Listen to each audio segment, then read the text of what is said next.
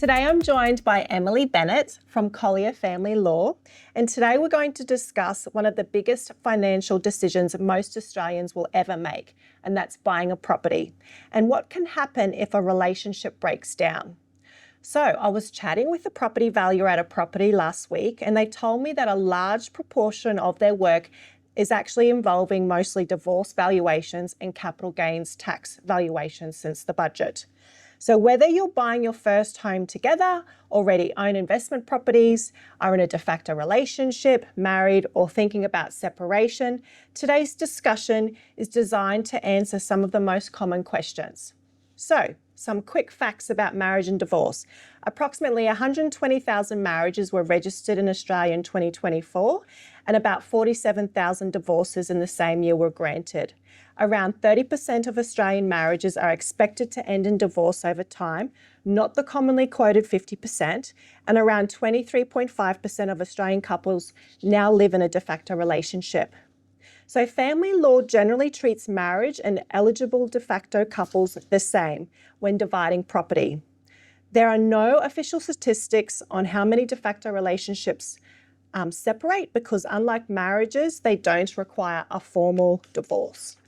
So first question, Emily.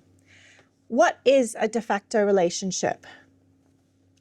Well, there's many definitions of a de facto relationship. Yeah. A lot of things come into consideration, like Yeah. if they're living together, if they've got children together, if they're combining finances. Yeah. So there's a lot of different definitions and not one thing is required. Yeah. Is it a 2-year? Like there's this thing, it's a 2-year, you live together for 2 years, it's de facto. Some say it's 6 months. Like, what is it? Is there this defining timeline? Not necessarily. There is reference in the legislation to 2 years. Yeah. But that's not necessarily always one shoe fits all. Yeah.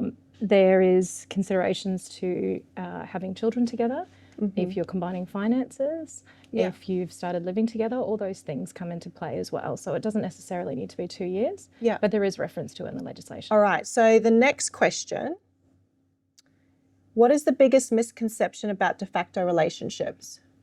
I would say that it's treated differently to marriages. It is treated differently? No, that's the misconception. Oh, it's not treated differently. Okay. Yes. The legislation for de facto couples and married couples are very similar. Yeah, yeah, okay. Okay, so that's a really important note. So if someone owned a property before meeting their partner, are they automatically protected if they own the property already? So there's like a force field around the property? Force field. Because it was they started with the property? No, unfortunately, it's definitely taken into consideration. Okay, but it doesn't have a shield around it. Yeah. It's part and parcel of the contributions that we look at. Yeah. That they started the relationship with that property, and that means they might have put a little bit more money into the property than the other party. Yeah, yeah. Okay. So there's no shield or anything. Yeah. It is not protected if they bought it before meeting their future partner. Okay. If the house is only in my name, for example, does that mean my partner can't make a claim if I had a partner? I wouldn't say that, no. Okay, yeah. The property would be put into the pool. Yeah. It doesn't necessarily make a whole lot of difference whether it's in your name or his name or her name or joint names. Yeah. It would make a difference in terms of how we word the order, so. Okay, good. Next question. So I had an interesting conversation with a buyer at an open home recently. So the buyer told me that they've been through a divorce, and they said that if they ever live with another partner, they're going to get them to sign a lease agreement and pay rent. Would that actually protect the homeowner? I love how creative people can be. I'm not making the story up. This is real. I would say say that was a good idea. It does sound like a good idea, but I don't think it will protect them. Okay. There's a lot of things that are taken into consideration when we talk about a de facto relationship. Yeah. And that can be that they've shared finances in other ways. It could be that they're doing non-financial contributions, as well as making a rent payment. Yeah. Although they've called it a rent payment, it could be considered simply a financial contribution. Interesting. Okay, so that won't potentially. I don't think so. No. Yeah. Yeah. Okay, very good. Now here we are. So we've heard the term prenup all the time. Do we actually have prenups in Australia, or are they called something else? We do have prenups, but they are called something else. They're called binding financial agreements. Yeah. Okay. Yep. And so they act the same, I guess, as a prenup? Yeah. In terms of the agreement, you put in it what you have at the time, and in circumstances where there's a separation, what property would be divided at that point. So they are really useful tools. Okay, cool. And when should people consider entering into a binding financial agreement? Short answer is earlier than they think. When they're how considering a relationship, they can also do a binding financial agreement during a de facto relationship and during a marriage and after separation. And after separation? They can. Oh, I didn't know that one. Okay, so before moving in together, they should do this? Well, I would suggest they get some advice about it before they make a decision about entering a binding financial agreement. Yeah. But they should think about it earlier. Yeah. They should think about it earlier than they think. Than they think. Okay. Yeah. So you find that most of your clients maybe are doing this too late? Is that what you're... No, I don't think so. No. Just as early as possible to get some advice about it would be preferred. Okay. Yep. Okay. So what can a binding financial agreement actually cover?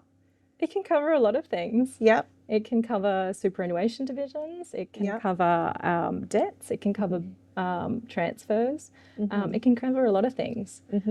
So that's your gambling debt, you're keeping that if we separate. Yeah. Or that's your big luxurious car debt, you're keeping that, this kind of thing. Yeah, absolutely. And so you can say, okay, well, this is my super, I'm keeping... Oh, this is an interesting thing I just thought of. I've been told by a few people that these legally binding agreements don't always stack up in court. They can be appealed. Yeah, that's a really big question. That's a big question, not to be answered on camera. And I have seen a couple. So they are very difficult to enforce on occasion, yes. They can be difficult to enforce on occasion. Okay, good to know. But at least there's something. Yeah, absolutely. It's a great tool. Yeah, okay. So it can include houses, investment properties, businesses, Yes, inheritances, future inheritances, inheritances. Trust that one. Trust companies, superannuation and debts. Yeah, absolutely. Okay. It can cover all those things. Okay, very good. People often ask me whether buying property through a trust or a company protects them. Is that a you question or a property law question? Well, I have seen it in the past. It's an interesting strategy, but the court look to who actually has control of the business or trust. So it doesn't necessarily assist them. So you answered this earlier. Should people speak to a family lawyer before deciding whether to buy? So you said sooner rather than later. Yeah, absolutely. Yeah. We do a free 15-minute consult. So they free can have 15-minute consult. That's so they can have a little chat to us firstly. We don't give advice during the appointment, but we can provide them with a little bit of guidance. Yeah. And in terms of the first advice appointment with us, it goes for an hour. Yeah. In that advice appointment, we can give them some understanding of what their position is before they buy the house. Yeah. It's a no obligation to continue appointment, which means that they don't have to continue with us after that. It's just about getting that advice. Yeah. Okay, great. That's really, really helpful. Great. Okay. So parents often help their children with the house deposit. This is actually very, very common now. It is common now at the moment. Very common. So can that money be protected if the relationship between the parent and the child breaks down later? Is there anything there? I think the real question is, if they give the money over, what does that look like? What is that classed as then?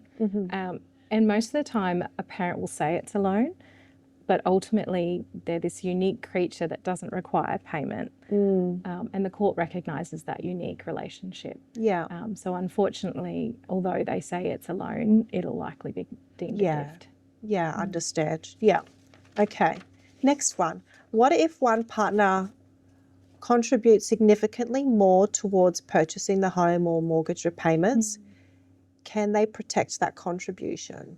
I don't know about protecting, but it's certainly taken into consideration. Yeah. They've made a bigger financial contribution than the other party. Yeah. Yeah. Okay. And what happens if someone receives an inheritance during the relationship? Is that protected? It can be, yes. If it's written in the binding financial agreement, is that right? Well, no. Okay. It can be protected in certain circumstances. But a lot of the time it can be considered a bigger financial contribution than the other party. Okay. Okay. Next question. So if someone is thinking about separating, what's the first thing they should do? They should definitely get some advice sooner rather than later. Yeah. Okay. Some legal advice from a family lawyer. They should, yes. Yeah. Okay. And they should do that before moving out, selling assets, transferring money, changing ownership, all this sort of stuff. Absolutely. Yeah. Absolutely. Okay. Wonderful. So, do most property settlements end up in court? No, thankfully. Okay, that's great. Most matters resolve with negotiations out of court. Okay. Court is a last resort for us. Okay, great. Good to hear. Investment properties, yeah. So with investment properties, when should people be thinking about capital gains tax during a separation, or is that nothing sort of really to consider? Absolutely. Yeah. You should be considering tax implications of selling or transferring any property at all points during a property division. Okay, yeah.